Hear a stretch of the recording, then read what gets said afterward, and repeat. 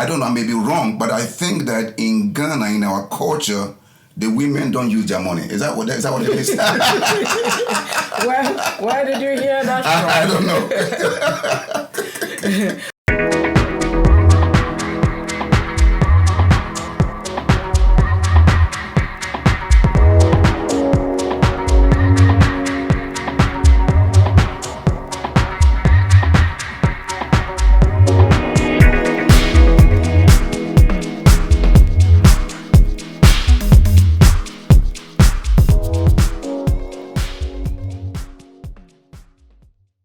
Hello.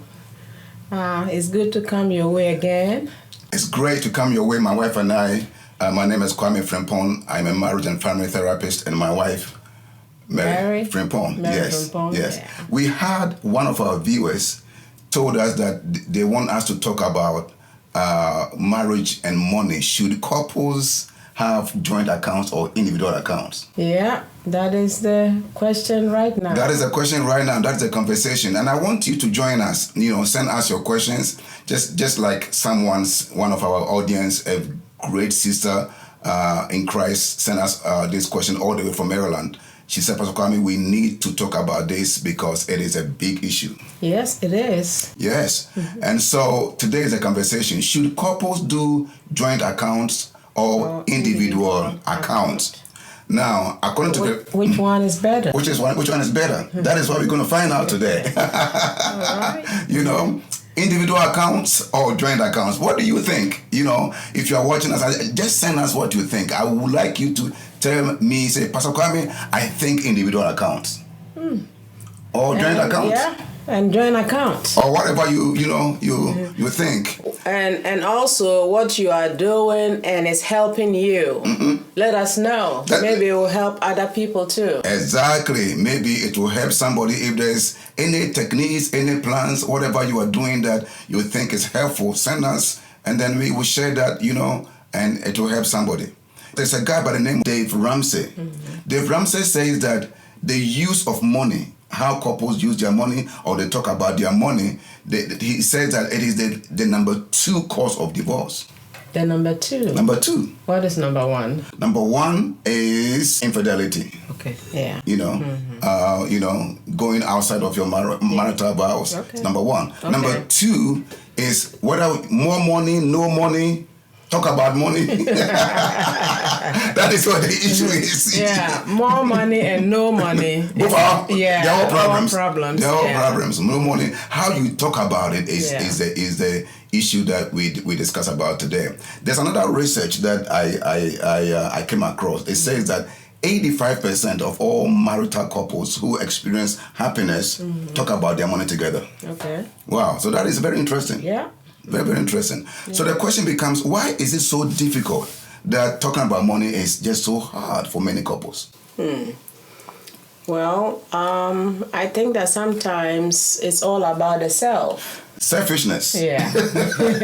Tell me more about that. Why do you think it's all about the self? Well, if one is thinking about just himself or herself, everything is mine.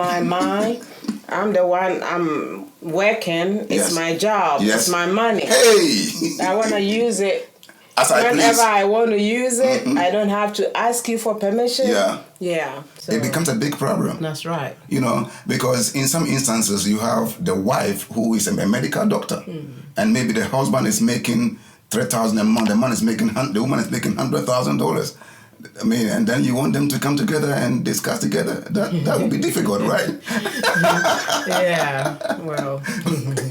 and some also, there are other instances where the man is making, $100,000 a year and the wife is making maybe $25,000. How do you bring these two numbers together and make it work? It's a big question. It's a big question, and it's tearing a lot of marriage. And like you said, selfishness is one big issue. If one is self, I, me, myself, it's all about me, and I don't consider your input, that causes a lot of problems. Yeah. Another issue that we find out is that some people hide their money. They just hide their money. What do you say to that? People hide their money, Yeah, as I said in the beginning, they are hiding it because they want to use it whenever they want to use it. Okay. Maybe they've had the experience of the other spouse telling them what to do and what not to do. So if I have it and I'm hiding it, then I can use it as I please. I can use as I please. That's right. Because if I don't hide it, in other instances, somebody hide it because they don't know the future of the marriage. That's right. In case it doesn't work, I have something. That's right. But to lose a marriage and to not having anything, it can be. And then sometimes people have heard horror stories about how the marriage didn't work out and one walk away with a lot of money and the other one has nothing. I'm telling you. Yeah, so they have to do something to protect themselves. To protect themselves. That's right. Even friends will tell you, hey, sister, brother, I'm telling you, put some money somewhere before it is too late. Yeah. But if you're talking about Christians, and then it becomes, the question becomes, why can't Christians understand this concept? But there's also a cultural issue. Yeah. Culture, I don't know about, we are from Ghana, and I don't know about Ghana, but I don't know, I may be wrong, but I think that in Ghana, in our culture, the women don't use their money. Is that what it is? Where did you hear that from? I don't know. Well, I think that we know that growing up, our dads took care of everything. Okay. But these days, things have changed. You know, women are using their money. Women are helping the home. Women are helping the home. That's right. You know, so if in Ghana, if somebody is watching us and they're in Ghana and the woman is working, the man is working, are they supposed to disclose how much they're making, or the concept is the same culture years ago where even a woman is, the wife is working, has a good job, but she cannot disclose their money, or because the culture is still in the mind somewhere? Yes, so the culture piece plays a huge role in this conversation.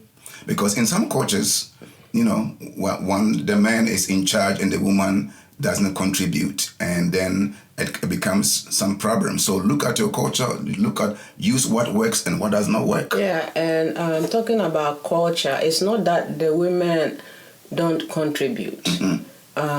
We know that the man, it's the man's job to take care of the family. So in Ghana, like growing up, I think it's still there. They call it chop money. Chop money. so the money that the man will give to the woman is chop money. Yeah, it's a daily thing that the man will have to give the money. The chop money stuff. Yeah. Every day for the family, for the wife to prepare meals and all that. I know when my dad did, my mom always will support, because it's not every day that the money that is given is enough. It's enough. Yeah. So women do support. Yes. So there are others who also think that the man has to take care of everything. Yes. Take care of the home. Take care of the woman. The woman, exactly. Because if you marry, you take care. But if you go into the Bible, the system is all the same. Help. Mate. We are helpmate, and there's no job description in Genesis whether the woman will cook or the man will do this. One time a pastor argued with me and I said Genesis chapter 1 and 2 doesn't give the woman a job description. It says a helpmate. A helpmate, whatever that is. Okay, so so if I am the helpmate, it means I'm coming to help. Coming to help. Okay, so if I'm coming to help and then you leave everything for me to do, me the helper to do, you'll be tired. It becomes a problem. And that is what is happening in so many homes. That's why we are not housemate. We are not roommate. We are what? Helpmate. We join together for the glory of Christ. So we talk about culture. Another issue that makes the use of money, or what I call the money model, difficult for most couples is personality differences in the area of spender and saver. One person wants to spend all the money, and another wants to save.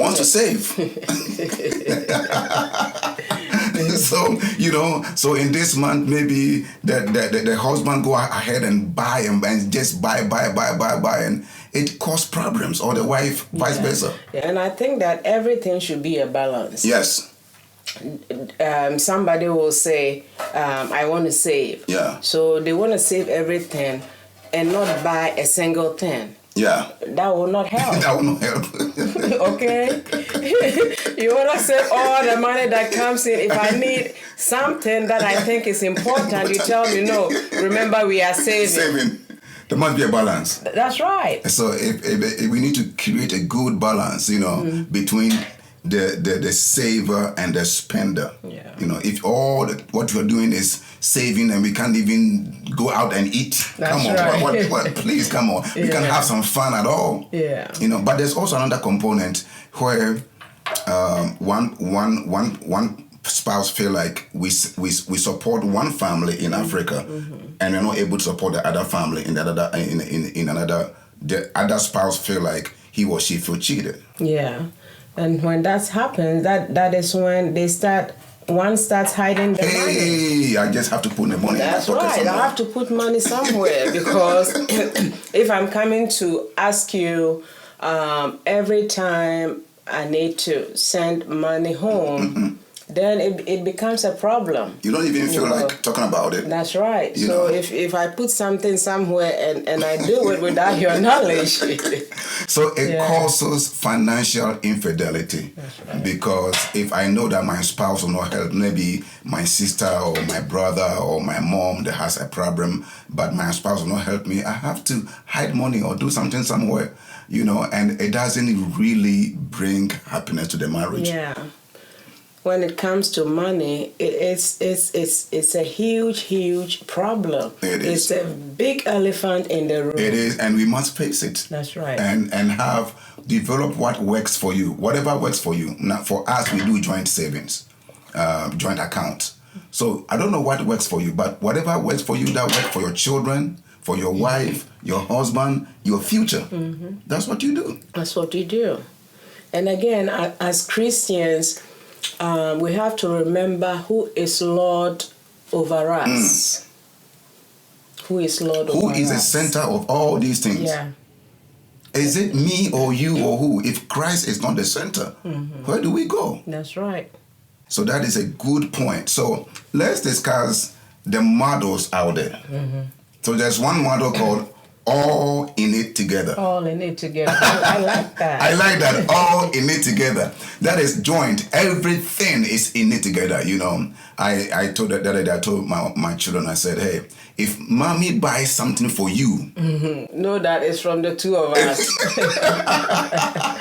if daddy bought it, it's from the two of us. Yeah. That is our operation. But that may not work for you. Make sure that your model works for you. Both of you are happy. So there's all in it together. And there's also yours, mine, and ours. Yours, mine, and ours. Yeah. The way it works is that we have one for us. Then each one also has their own. Have their own. So yours, mine, and ours. Okay. And that, even with that, the research say that even the one that is yours and mine, we still have to disclose what is happening there. Otherwise, it can lead to financial infidelity. Yeah. And finally, we have separate accounts where everybody keep their own accounts. That's right. And I wonder what happens to the future of the family. Well, if that is what I know, some people, that is what works for them. That is what works for you. Yeah. If it works for you, you just keep on going. Yeah. Each side, whether joint savings. Now, family, focus on the family, say that when the Bible says one flesh, or they will become one, it means everything included there. Our money, our joy, our happiness, everything is one. We don't separate anything anywhere. But again, what we are saying, my wife and I are saying, is that whatever works for you is what you do. Yeah, and not everybody get that concept. Yes. That I'm working, you're also working, and you want me to bring my money? Yeah. No, I cannot do it.